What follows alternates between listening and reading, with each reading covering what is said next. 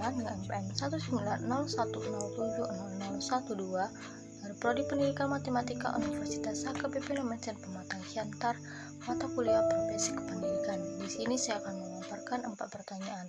Yang pertama, bagaimana tanggapan terhadap guru yang sudah memperoleh sertifikat sebagai pendidik profesional atau tersertifikasi secara de jure namun tidak secara de facto? Di sini menurut saya profesi guru harus diperhatikan lagi, karena jika seorang guru hanya dijamin secara de jure saja itu tidak cukup. Jadi seorang guru harus diberikan jaminan agar memberikan yang terbaik kepada peserta didik. Karena ketika saya melihat pengalaman dari pribadi saya, guru-guru banyak yang sangat tidak profesional dalam mengajar. Jadi guru tersebut hanya masuk ke dalam ruangan kemudian lalu memberikan tugas kepada peserta didik. Di situ menurut saya profesi guru itu sangat-sangat tidak profesional. Jadi menurut saya profesi guru yang profesional yaitu pertama, melaksanakan dan memberikan bahan ajar kepada peserta didik, kemudian mengajak peserta didik untuk melakukan diskusi dan yang terakhir itu memberikan tugas kepada peserta didik. Dan juga guru profesional dituntun untuk membina, mendidik, dan mengarahkan peserta didik agar memiliki etika yang lebih baik lagi.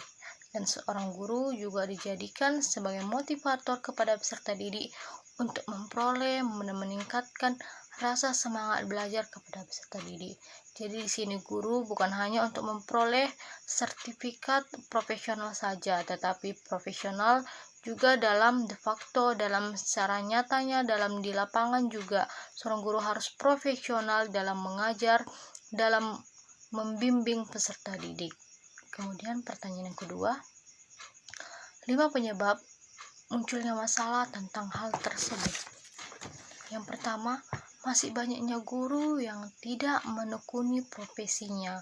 Contohnya, seorang guru banyak melaksanakan kegiatan di luar jam mengajarnya untuk memenuhi kegiatannya, sehingga guru tidak memiliki waktu untuk meningkatkan kualitas dirinya di mana dia sebagai profesi guru.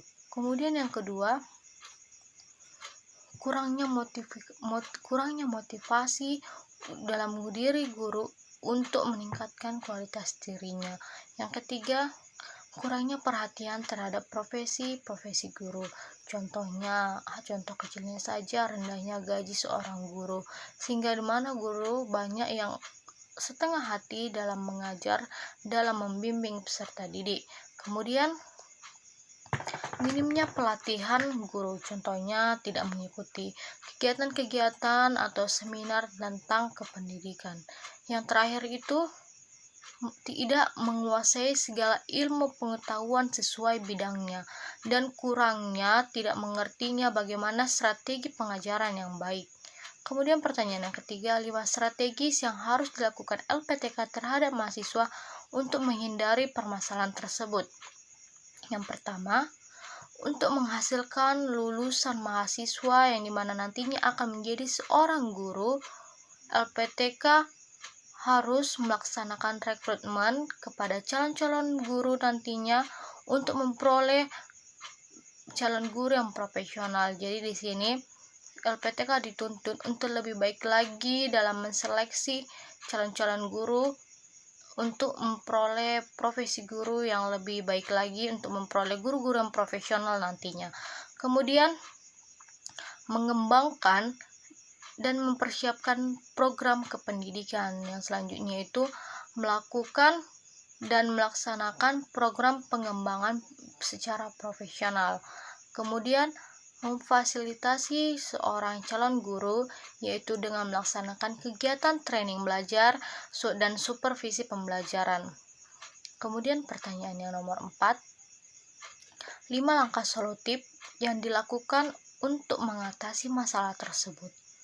Yang pertama itu menguasai landasan kependidikan. Di sini meliputi mengenal tujuan pendidikan dan mengenal prinsip-prinsip pendidikan yang dapat dimanfaatkan. Kemudian yang kedua, Menyusun program pengajaran. Di sini meliputi mengatur lingkungan ruang belajar yang baik dan memilih dan memanfaatkan sumber belajar. Yang ketiga, menguasai bahan ajar yang akan disampaikan kepada peserta didik. Kemudian yang keempat, menguasai 4 kompetensi belajar. Yang pertama, kompetensi profesional, yang kedua kompetensi pedagogi, yang ketiga kompetensi sosial, dan yang terakhir itu kompetensi kepribadian.